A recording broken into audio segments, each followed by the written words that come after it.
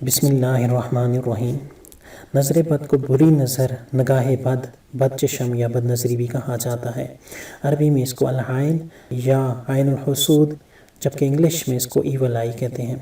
نظر بد کے منفی اثرات میں کسی قوم و مذہب کا اختلاف نہیں، ہر دور کے تمام مذاہب میں اس کی حقیقت و تاثیر کو تسلیم کیا گیا ہے۔ دین اسلام نے بھی نظر بد کے منفی اثرات کو درست و حقیقت قرار دیا ہے۔ قرآن مجید میں سورہ قلم کی آخری آیت میں نظر بد کی تاثیر و حقیقت کو یوں بیان کیا گیا ہے: وَإِن يَكَادُ الَّذِينَ كَفَرُوا لَيُزْلِقُونَكَ بِأَبْصَارِهِمْ لَمَّا سَمِعُوا الذِّكْرَ وَيَقُولُونَ إِنَّهُ لَمَجْنُونٌ وَمَا هُوَ إِلَّا ذِكْرٌ لِّلْعَالَمِينَ۔ اور کافر جب قرآن سنتے ہیں تو یوں معلوم ہوتا ہے کہ گویا اپنی آنکھوں سے نظر لگا کر تمہیں گرا دیں گے، اور وہ کہتے ہیں یہ ضرور عقل سے دور ہیں۔ اس آیت کا شان نزول یہ ہے کہ عرب میں بعض لوگ نظر لگانے میں شعراء آفاق تھے، اور ان کی یہ حالت تھی کہ وہ دعویٰ کر کے نظر لگاتے تھے، اور وہ جس چیز کو نقصان پہنچانے کے ارادے سے دیکھتے تو وہ دیکھتے ہی لاکھ ہو جاتی تھی۔ ایسے بہت سے واقعات کفار مشاہدہ کر چکے تھے، اس لیے کفار نے ان سے کہا کہ رسول اللہ صلی اللہ علیہ وسلم کو نظر لگائیں، تو ان لوگوں نے حضور پر نور صلی اللہ علیہ وسلم کو بڑی تیز نگاہوں سے دیکھا اور کہا کہ ہم نے اب تک نہ ایسا آدمی دیکھا نہ ایسی دلیلیں دیکھی۔ ان لوگوں کا کسی چیز کو دیکھ کر حیرت کرنا ہی ستم ہوتا تھا، لیکن ان کی یہ تمام جد و جہد ان کی طرف سے دن رات کی جانے والی دیگر سازشوں اور فریبکاریوں کی طرح بیکار ہوئیں، اور اللہ عز و جل نے اپنے حبیب صلی اللہ علیہ وسلم کو ان کے شر سے محفوظ رکھا اور یہ آیت نازل فرمائی۔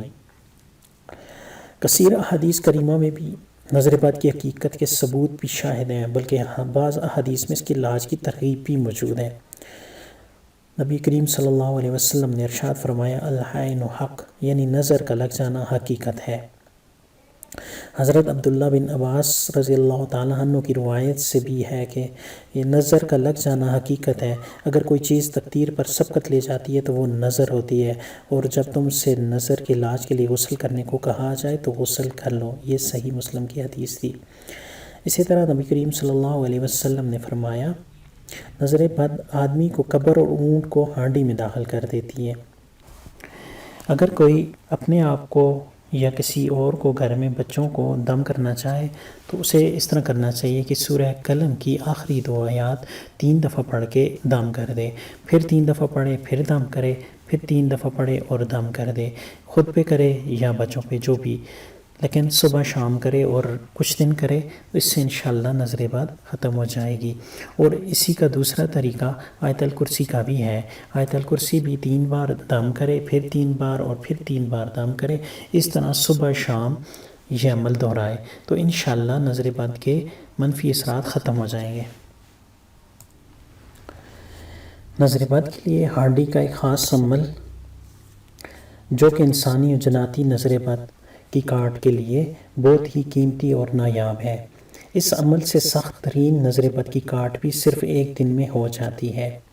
عمل کا طریقہ یوں ہے کہ 1.25 کلو کالے ماش پر 41 مرتبہ سورہ قلم کی آخری 2 آیات پڑھ کر دم کر دیں، اور اس دم شدہ دال کو ہانڈی میں ڈال کر ہانڈی کو آگ پر رکھ دیں، لیکن ہانڈی کا اوپر سے ڈھکن آٹے سے پوری طرح بند کیا جائے۔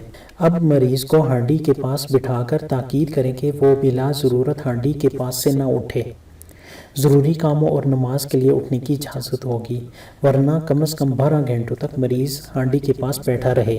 اس دوران میں اگر ہانڈی سے خون نکلے تو خوف نہ کرے، مریض و عامل کو اس سے کوئی نقصان نہیں ہوگا۔